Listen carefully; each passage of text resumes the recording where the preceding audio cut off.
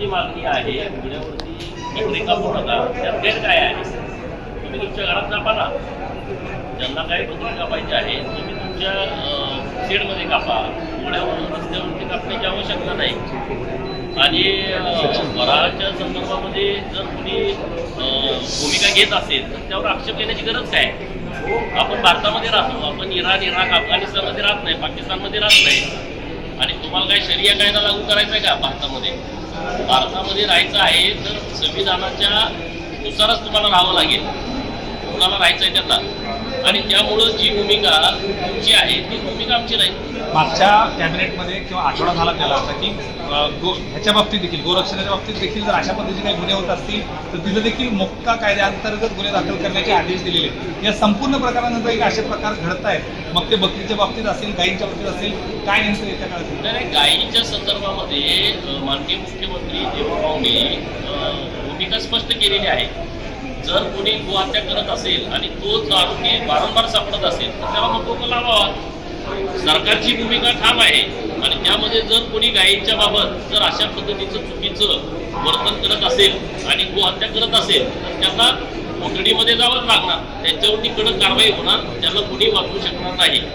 गो बंदी आहे, हत्याबंदी आहे. आणि म्हणून जर कोणी चुकीच्या पद्धतीनं याला दिशा देण्याचा प्रयत्न करत असेल तर तसं उत्तर देण्याच्या भूमिकेमध्ये आम्ही आहोत. मागच्या काही काळामध्ये मुंबईत अनेक ठिकाणी अतिक्रमणाच्या कारवाई असतील किंवा हे सगळं झालंय, कुठेतरी संताप रोष दिसतोय आणि या संपूर्ण प्रकारानंतर देखील कायदा व सुव्यवस्थेची परिस्थिती निर्माण होते. अतिक्रमणाच्या ज्या कारवाई आहेत त्या अभिनंदनास पात्र आहेत. अतिक्रमणाची कारवाई झाली आणि रेल्वे स्टेशनवरती गर्दी झाली, मग ही लोक कुठली होती? ज्यांनी इथं सरकारी जागेमध्ये येऊन अतिक्रमण केलं, हजारोच्या संख्येनं झोपड्या उभा केल्या. आणि जेव्हा झोपड्यावरती कारवाई झाली तेव्हा सगळे कोरोनाच्या काळामध्ये जशी गर्दी रेल्वे स्टेशनला होती तशा पद्धतीची गर्दी आता होती. म्हणजे ही सगळे बाहेरचे लोक आहेत हे सिद्ध झालेलं आहे.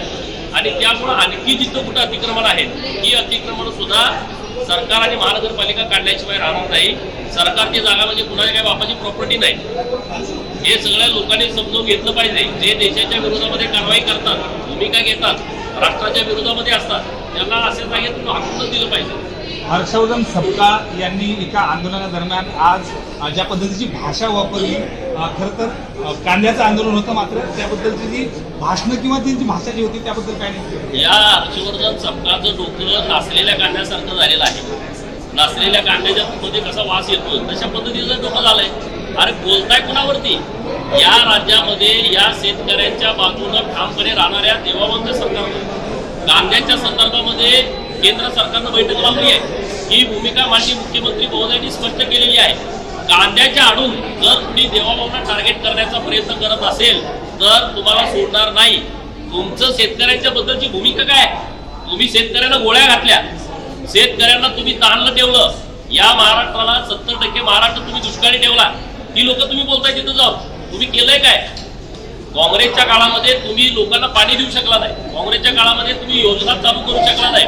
देवाभाऊंच्या नेतृत्वामध्ये अनेक दुष्काळी तालुके हे आता सुजलाम सुफलाम होत आहेत. त्यातलं उदाहरण मी आहे. माझा जत तालुका आहे, जिथं 2-2, 3-3, 4-4 हजार कोटीची कामं आहे. टेंबूसारखं योजना जिथं 7,000 कोटीचं काम सुरू आहे एका योजनेवरती. मराठवाडा वॉटर ग्रीड योजना ज्या देवाभाऊंनी आणली आहे, समुद्रामध्ये वाहून जाणारं पाणी हे मराठवाड्याला देण्याचं नियोजन केलंय. नदी जोड प्रकल्प, मराठवाड्यातली धरणं एकमेकाला जोडतायत. अरे देवाभाऊ वॉटरमॅन आहे आणि शेतकऱ्यांच्या बाजूने जे आहेत. कांद्याच्या प्रश्नाच्या संदर्भामध्ये संवेदनशीलपणे राज्य सरकार आणि केंद्र सरकार योग्य मार्ग काढतंय. परंतु कांद्याच्या आडून जर कुणी अशा पद्धतीनं घाणेरडी वक्तव्य करणार असेल तर तुम्हाला मी टोचल्याशिवाय राहणार. याच आंदोलनामध्ये रोहित पवार देखील होते. मागच्या अनेक दिवसांपासून शेतकऱ्यांच्या बाबतीत ज्या काही म्हणजे हे म्हणतात, खास करून ट्विटपासून तर अगदी कालच्या आंदोलनापर्यंत रोहित पवारांबद्दल रोहित पवारांना हे लक्षात घेतलं पाहिजे. मावळमध्ये जेव्हा शेतकरी रस्त्यावरती आले तेव्हा गोळ्या घातल्या. आजोबा आणि नातू यांच्या भूमिकेमध्ये काय फरक आहे का? तुम्ही आज एवढे वर्ष राज्यामध्ये सत्तेमध्ये होता, तुम्ही या राज्यातल्या शेतकऱ्यांच्यासाठी ठोस भूमिका काय घेतली? आज रोहित पवार जाऊन तिथं टापडी विक्री बांधून असा गप्पा हाणतोय जणू काय हा शेतकऱ्याचा एकदम तारखानच झालाय, अशा पद्धतीचं वातावरण निर्माण करतोय. परंतु त्याला हे लक्षात येत नाही आपला शेतकऱ्याच्या संदर्भातला काळा इतिहास आहे आजोबापासूनचा, हे लोकांना सगळे माहीत आहे. त्यामुळे रोहित पवार काय स्टेटमेंट करतायत याला फार काही महत्व शेतकऱ्यांच्या मध्ये आहे असं अजिबात नाही. हिंदी में जाना चाहेंगे? एक एक